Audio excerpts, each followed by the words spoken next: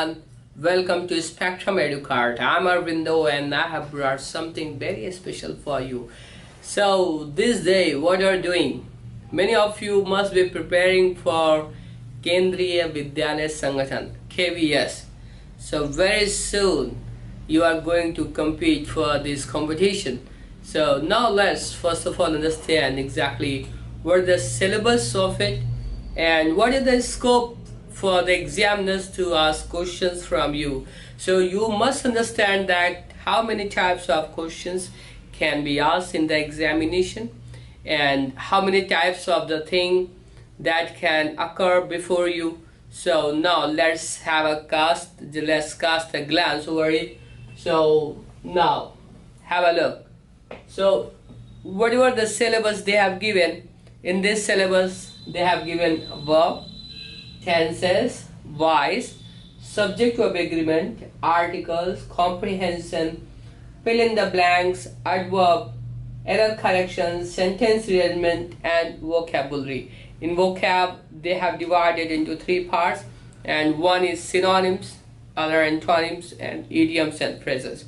So now let's see one by one that what are the questions that can come before you and what should be your strategy to clear this particular part. So first of all, let's move to this verb part.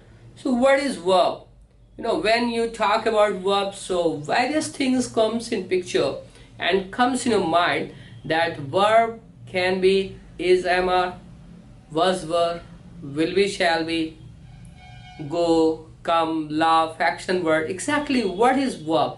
So verb is not a small chapter.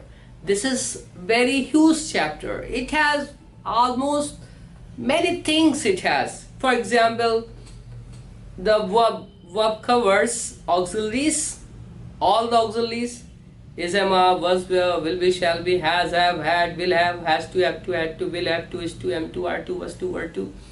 So these comes in the these come in the category of verb.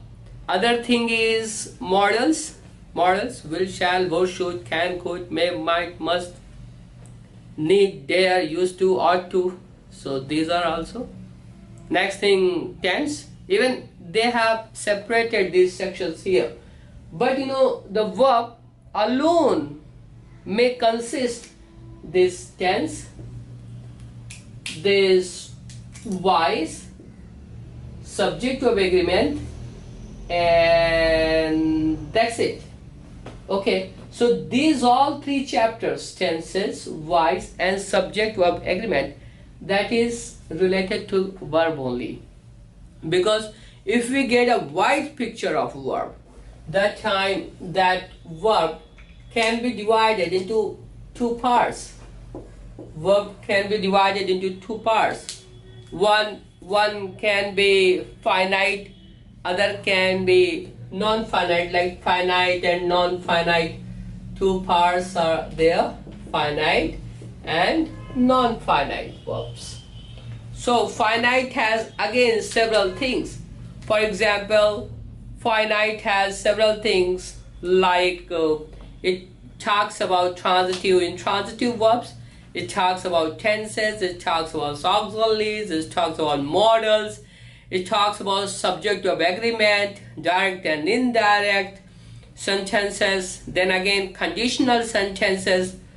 So this is all, everything, it becomes a part of verb.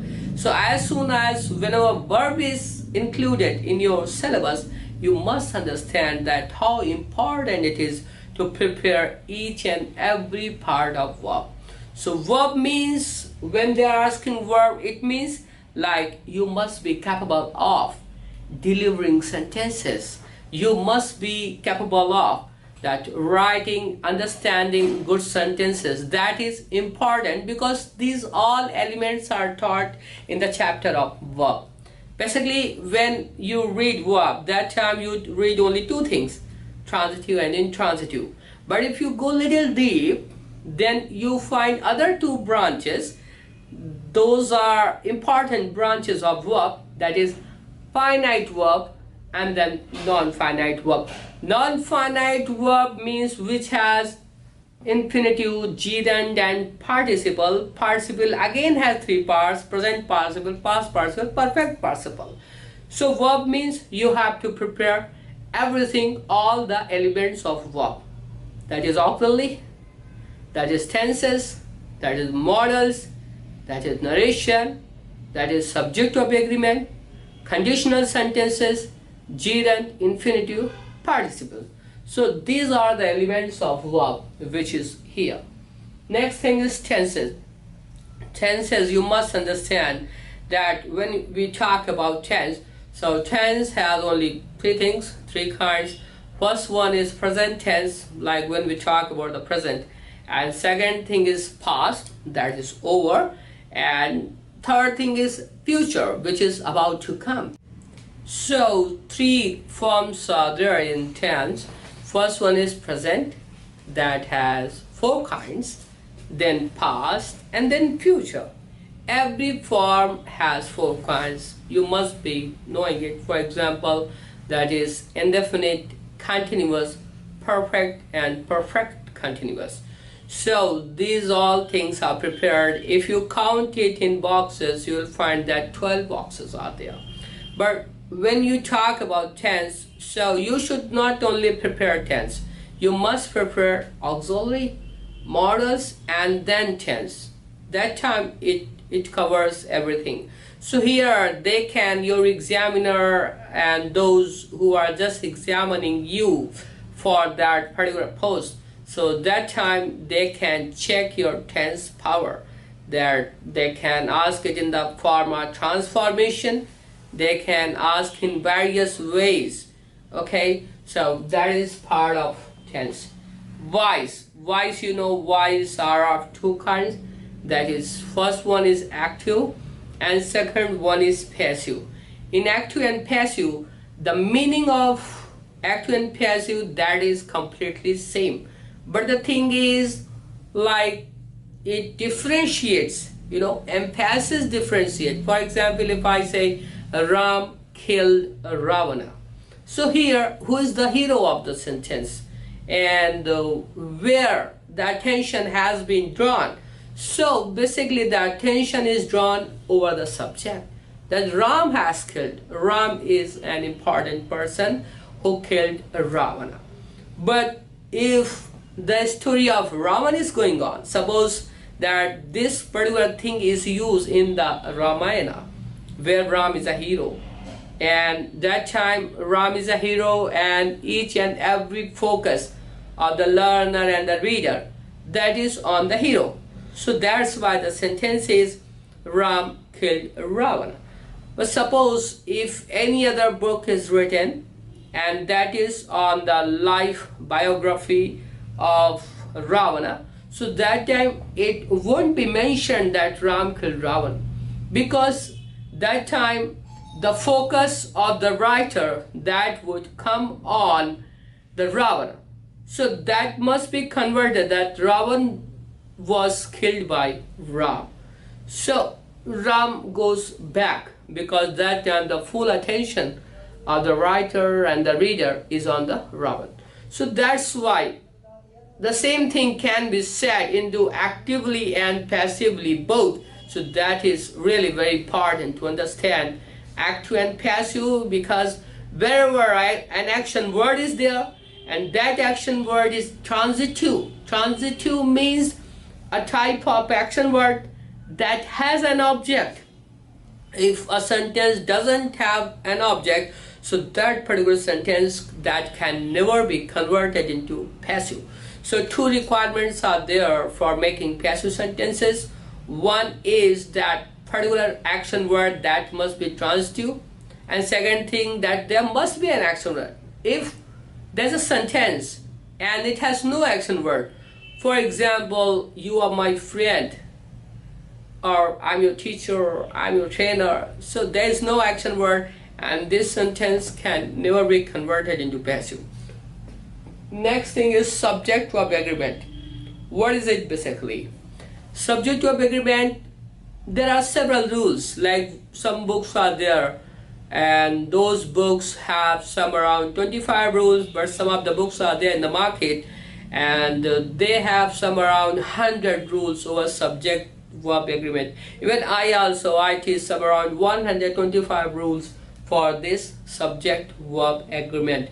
What is it basically? So subject verb agreement means, first of all, you must observe exactly what is the subject, like what is the subject of a particular sentence, and then whether this subject into singular or plural.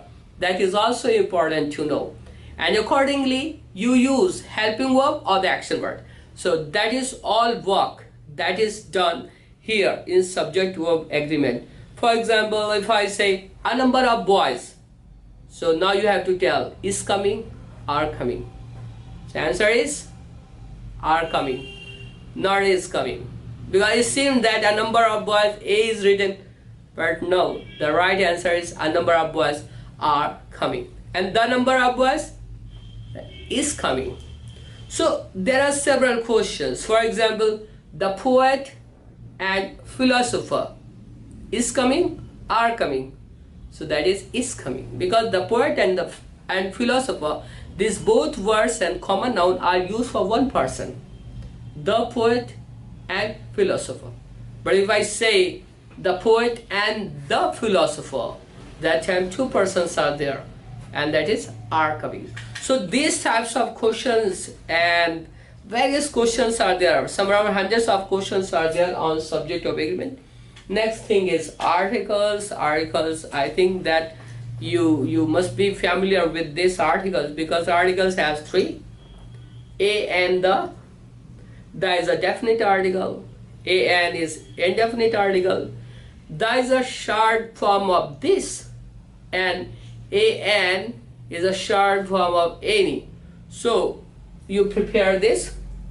And is used before vowel sound, whereas a is used before consonant sound. Like some of the chief points I would like to discuss in a very short time about a and the, because for example, like a and, that is used before singular, first thing, and is used before vowel sound, a is used before consonant sound, a and can never be used before uncountable. No, because it gives the meaning of one as well. So that can only be used before countable, only before common noun or collective noun. A and can never be used before material noun or abstract noun. Okay, but when you talk about the, so the can be used before vowel sound, the can be used before consonant sound, the can be used before countable, the can be used before uncountable, the can be used before singular, the can be used before plural.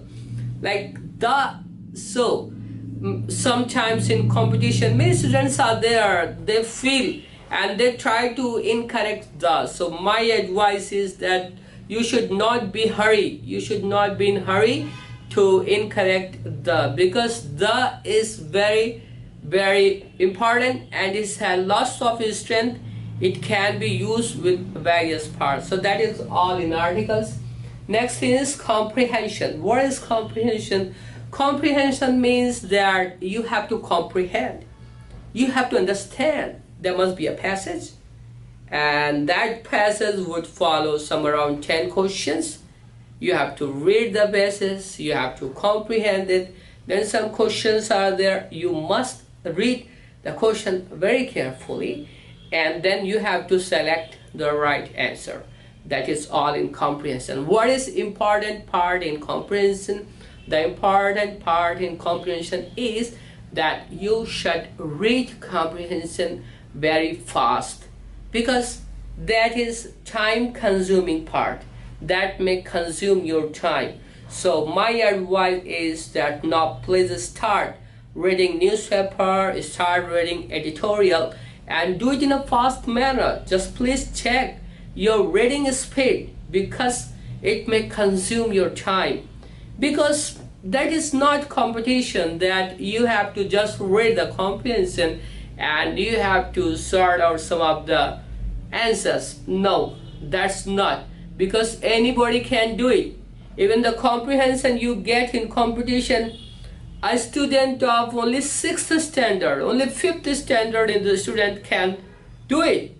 But he must be given sufficient time, somewhere around half an hour. So in half an hour if you are doing it, that will not do. That's not competition. You have to do it just in 5 minutes, just in 6 minutes. So how you will manage that? You can only manage when you have a good reading speed. So if you are going for this competition, so please start reading newspaper, start reading magazine, and please check your speed. Okay, so that speed you must compare it. That must be somewhere around 100 words 30 seconds. That is the ideal speed. So please check your reading speed, because you have to do it and you have to gain some marks from here. Next thing is fill in the blanks. Fill in the blanks, or we can also call it as a closed test in SSC and banking exam. So what is it basically? Fill in the blanks. When I still remember that when I was in 6th, 7th, 8th, 9th class, so that time we had fill in the blanks. So there we used to fill only 2 things. One is action word, that there was a story, and we used to read the first line of the story. That indicated us that this story is in present. So accordingly we used to fill like SES form or any form, has have third form, right? Or if we guess that okay, story is in past, so only this one type of exercise. Other we used to fill the prepositions. If you remember that there was a fill in the blanks, 3 options were there, we used to fill it. But when you talk about your competition, so that can be any kind of fill in the blanks. For example, there will be a story, they'll remove a noun from there, abstract noun, they'll give you 5 options. Then in following sentence they will remove an action word, they'll give you 5 options. Then they'll remove an adjective, they'll give you 5 options. They'll remove adverb, they will give you 5 options. So this is very important for you to understand, first of all, that what has been removed. Like from that particular sentence, what has been removed? If adjective has been removed, so only that adjective should be your answer from the 5 options. Sometimes it happens that they have removed adjective, and there's only one adjective in 5 options, so that will be your answer. Okay, so that can be done wisely, but for this you must have complete knowledge and information about your grammar, that is noun, pronoun, adjective, adverb, preposition, conjunction, interjection, each and everything. And you must have vocab power as well, so that whenever the 5 options are coming, so that time you must guess exactly what kind of options have been removed, so that you would fill accordingly. Next thing is adverb. What is adverb? So adverb, it modifies your action in simple words, whereas when it modifies adjective as well, but let's take it very simply. For example, if I call anybody, come. If I call, so what is it basically? That he called me angrily, come. Or if I say that, come. So he called me ironically, like there's some satire, there's some irony, means like there's a leg pulling on it. Or if I say, come. So he called me politely. So come and come, there's a hell of difference. There's lots of difference in come and come. Or if like, so this is adverb. So this is very important for a writer, because if I take an example, that if I write the man was killed accidentally, so it means there's an escape. But if I say the man was killed intentionally, then that's a crime. If I say the man was killed brutally, that's a bigger crime. So an adverb that changes completely the meaning of anything. What I feel that action is not that much important. I feel that this is important, that how that action has been performed. So you must take care of just 3 adverbs if you take care. So that will be good. Like the place of action, where this action has been performed, then the time of action, and the manner of action. So that becomes adverb of manner, adverb of time, and adverb of place. So these things are important and you need to read it. You also need to learn the structures of adverb, that what should be the structure of adverb. Whenever you have to check, you have to write, so that time you have to see the places of adverb. So there can be 2 questions, I think.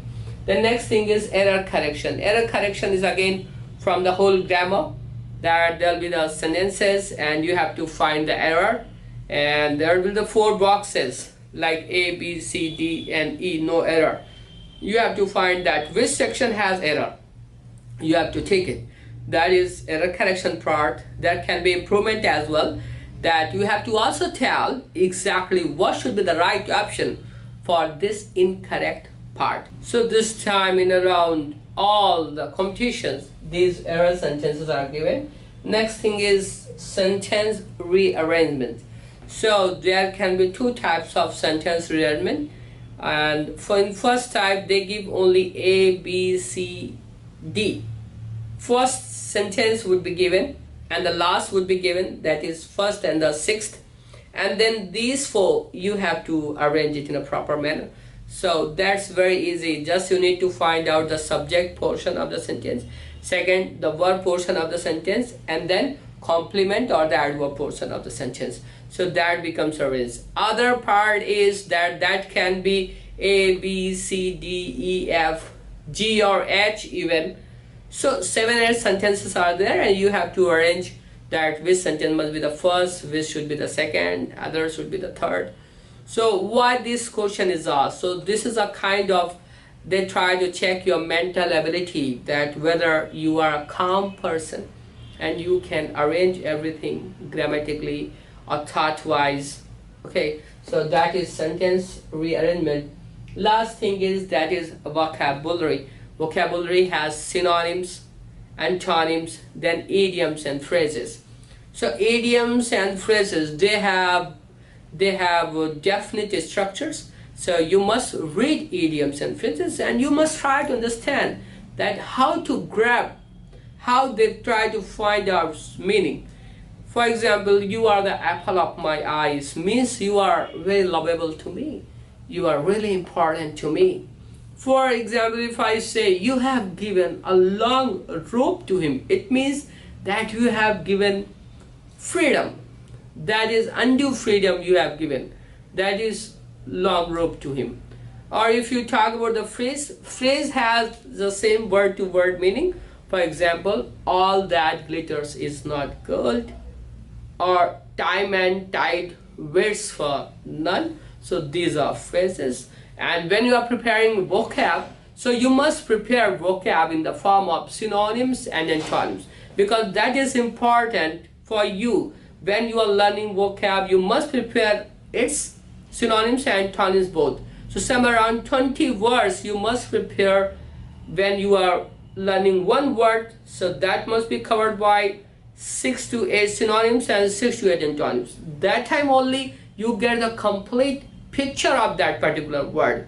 So these are the things that you have to prepare, and my advice for you to read newspaper, read magazine, prepare words. So you must prepare the new words. Like if you will be reading newspaper, if you will read the Hindu newspaper, Times of India, Panya, or you can read some magazines as well.